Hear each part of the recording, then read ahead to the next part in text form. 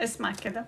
في الناحية البحرية الغربية من الكنيسة في بير بتاع مية موجود لغاية دلوقتي، بير غويط قوي، أنا شفت.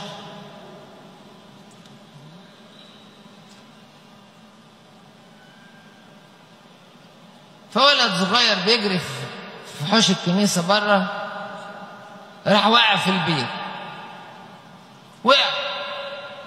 فالقديس وهو في القداس قال حوشيه يا عذراء،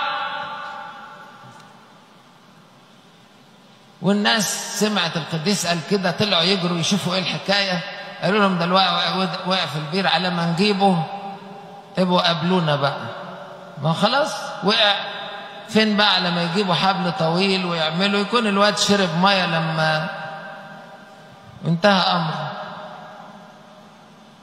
ياما بنقرا في الجورنال عيال بيلعبوا وقعوا في بياره بتاعه المجاري، واللي نزلوا يجيبوهم ماتوا. كذا مره قريتها بنفسي، اللي نزلوا يجيبوهم ماتوا.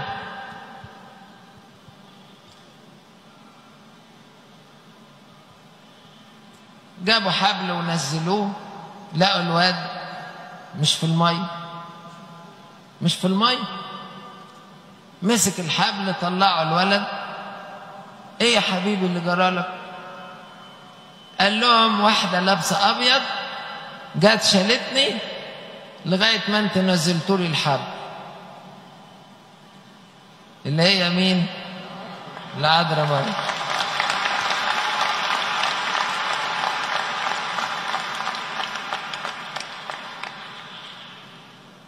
لو جدع تعرف تقول الكلمات دي، الحقيني يا عذراء. لا مش دلوقتي.